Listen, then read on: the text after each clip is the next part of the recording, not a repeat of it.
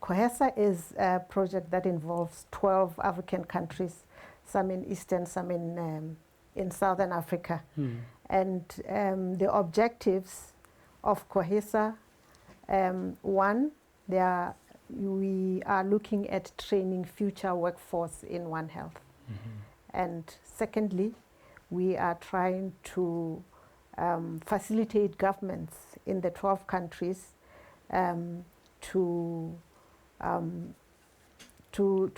adopt One Health and to help facilitate them in terms of One Health governance. And then we are also looking at research and innovation in terms of One Health. And I think you'd understand, especially after COVID-19, that One Health is not, there's no option but for countries to implement One Health, which is a unifying and integrative approach to the way we deal with issues of human health, issues of animal health, and issues of environment. And environment in this case, we are referring to plant health, wildlife, soil health, all of these. And research has shown that when you treat these in a balanced way, when you approach it in a balanced way, the chances are you are not going to have transmission of disease, for instance, from animals to human beings, zoonosis. So that is, in brief, what COHESA is all about. That's incredible. Now, we are talking about knowledge sharing that is going to be for the workshop that's going to be coming. We are talking about governance, education, and research and delivery of One Health resolution. Why is this important? What does this mean to One Health? It is extremely important because we need to be, the messages that we are sending across, they should be delivered and people should understand. And journalists in this way are very, very important because they play an important role, because they must report what they understand. And we are saying this because it's a relatively new concept. So, and like with everything new that comes, you need to train people in how they deliver messages that are understood. They should be understood by even a very young person because that message is very, very important. But let's trace back, how did this concept came on board of One Health? This concept, of course, it's not that new in other countries, but it came about because it was realized that when you do not, we do all this, of course, to protect human life. But when you treat them separately, say when people that are dealing with animals plan on their own, when people dealing with human health plan on their own, they've realized that you often don't get a balanced system. The key word here is sustainability. We want our environment to be sustainable. We want our people to be healthy, but the animals must also be healthy, because if they are not, we eat them, we interact with them, they'll cause human disease. All right, that's incredible. So that means no one should be working in isolation. If you want to approach this holistically, everyone should be coming on board. Collaboration, and collaboration. All right, that's incredible. Well, I understand also that there are some challenges faced by countries in addressing issues of One Health. What are those? One of the challenges is that there's no, we don't have, it's capacitation in a way. If I may give you an example, that we are talking One Health, but if you look at our landscape, let's say our educational landscape, there aren't any One Health courses. So what we are sensitizing, or even academic institutions to do, all of them, is to have in every module that is relevant to have One Health, intentionally have One Health. Right now we have programs that address issues of One Health, but they're not really talking about One Health. So we need to correct all these things. If COVID has shown us one thing, is that we need to work together. You know, without that, if we don't work together, we'll get a very pandemic sooner than we want it to happen. So One Health really, the main aim of One Health is to avoid pandemics.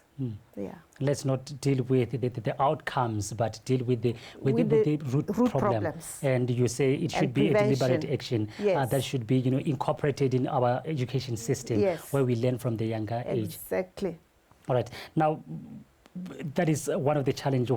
I believe there are many. What could be some that could be hindering, One Health to be incorporated in every way? Because you said, COVID taught us something. I believe it also goes to the corporations that we work for, private companies or even government, where we have to bring everything on board.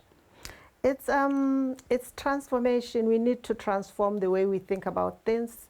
We are still working in silos, and there are so many problems. Sometimes it's power dynamics at play, and big brother mentality that what I'm doing is much more important than what you are doing. Right. But yeah, so and there are many. Some of it may not even be.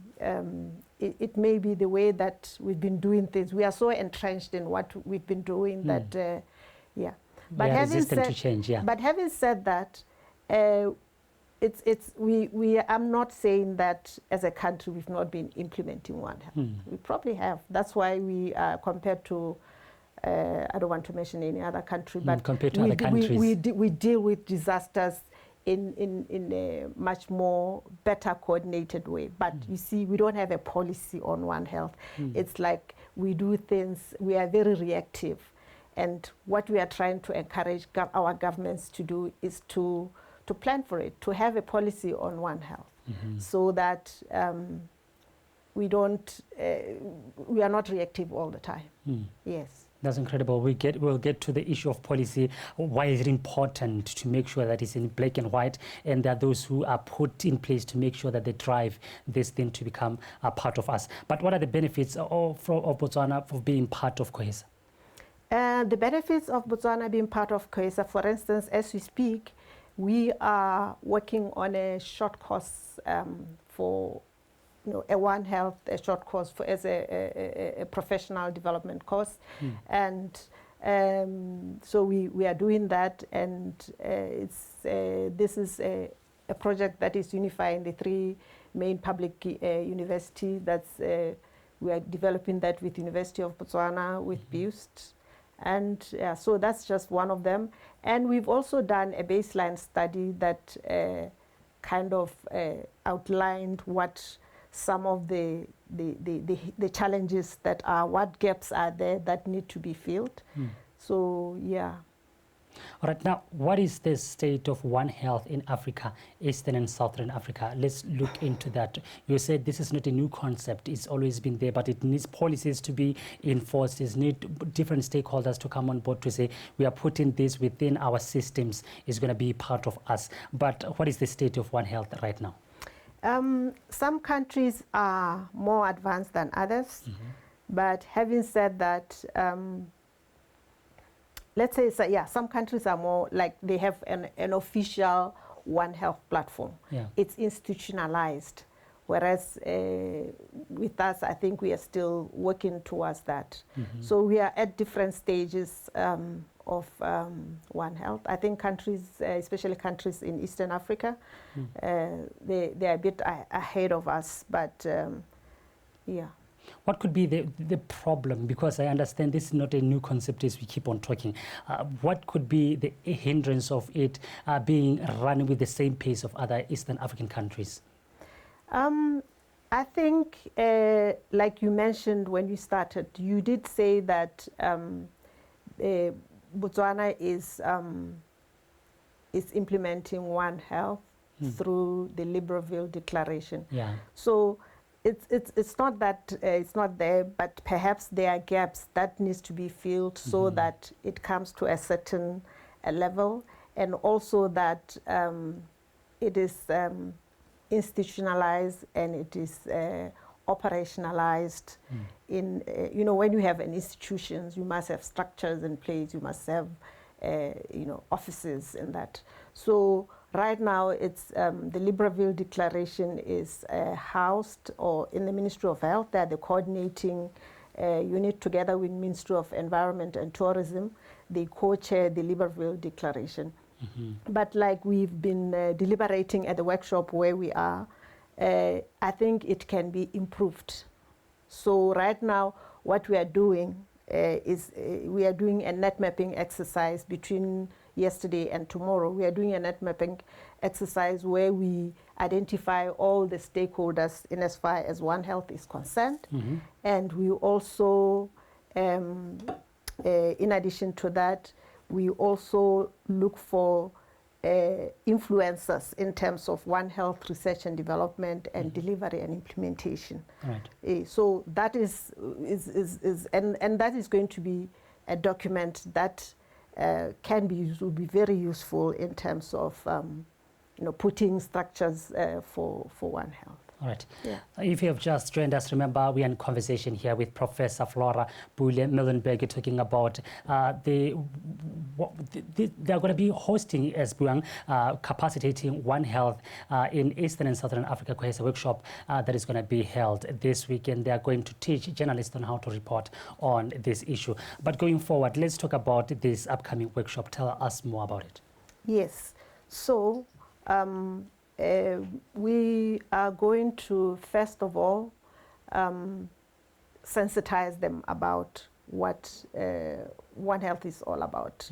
It's not to say that they don't know, but sometimes you need to, even things that you need to hear them just to refresh your memory. Most definitely. Yes. And then they are going to have a science, what we call science media cafe, where they interact with One Health practitioners, and it's not going to be just the one way, because there are a lot of things that the media also know. So it's going to be a very interactive process, and like I said earlier, also maybe share some of the research findings so that they can disseminate, because it's part of the awareness. Most definitely. Yes. All right.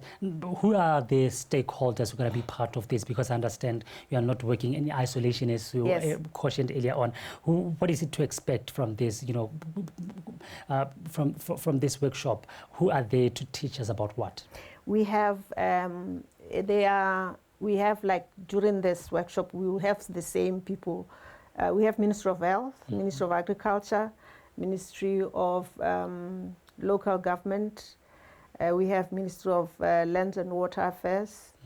We have BDF. We have BOBS. We have, so these are all the stakeholders.